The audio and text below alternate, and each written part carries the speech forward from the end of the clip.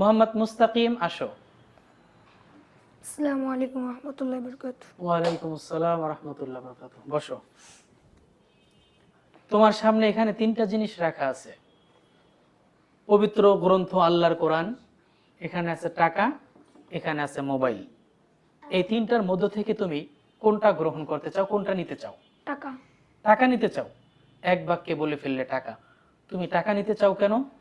আমি এই টাকা দিয়ে দোকানে গিয়ে চিপস আর আইসক্রিম খাবো, ইত্যাদি খাবো। তাই? ঠিক আছে, তাহলে নাও, যাও। মোহাম্মদ নাজমুল ইসলাম, আসো।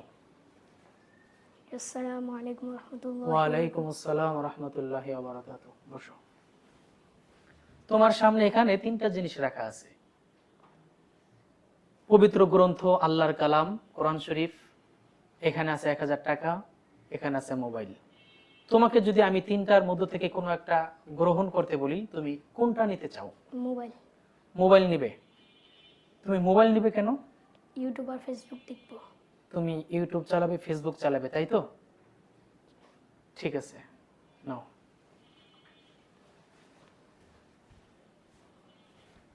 মোহাম্মদ আরাফ হোসেন, আসো। ওয়ালাইকুম আসসালাম রাহমাতুল্লাহ। বসো। দেখো, তোমার সামনে এখানে তিনটা জিনিস আছে, কোরআন শরীফ, 1000 টাকা, আর আছে মোবাইল। এই তিনটার মধ্য থেকে তুমি কোনটা নিতে চাও? মোবাইল। মোবাইল নিবা। কেন মোবাইল নিবা? গেমস খেলবো। গেমস খেলবা? তুমি গেমস খেলতে পারো? তুমি কার মোবাইল দিয়ে গেমস খেলো? আমার ট্যাব দেই। তোমার ট্যাব দিয়ে খেলো? তোমার ট্যাব আছে? এটা কিনে দিছে কে? তোমার ভাইয়েরও আছে? তাই? সম্মানিত দর্শক, এই হচ্ছে আজ আমাদের অবস্থা। একদিকে সন্তানকে মানুষ করার জন্য চেষ্টা চালিয়ে যাচ্ছে, মাদ্রাসায় পাঠাচ্ছে, আবার বাসায় ট্যাব কিনে দিচ্ছে, তার ভাইকেও ট্যাব কিনে দিয়েছে। এই হচ্ছে আমাদের। বাবা আমাকে কিনে দিয়েছে। তোমার বাবা কিনে দিয়েছে? অবশ্যই আমরা এ থেকে বিরত থাকবো ইনশাআল্লাহ, প্রিয় দর্শক।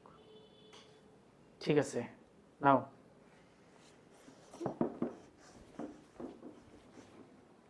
মোহাম্মদ ইয়াসিন আরাফাত, আসো। আসসালামু আলাইকুম। ওয়ালাইকুম আসসালাম রাহমাতুল্লাহ। বসো। তোমার সামনে পবিত্র গ্রন্থ আল্লাহর কালাম রাখা আছে, 1000 টাকা আছে, আর এখানে মোবাইল আছে।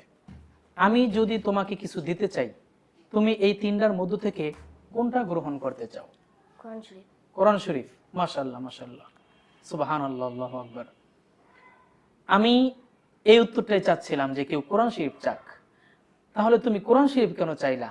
কেন মোবাইল এবং টাকা নিতে চাইলা না? মোবাইল নিলে গেমস খেলবো এবং ইউটিউব দেখবো, গুনাহ হবে। টাকা নিলে টাকা খরচ হয়ে যাবে।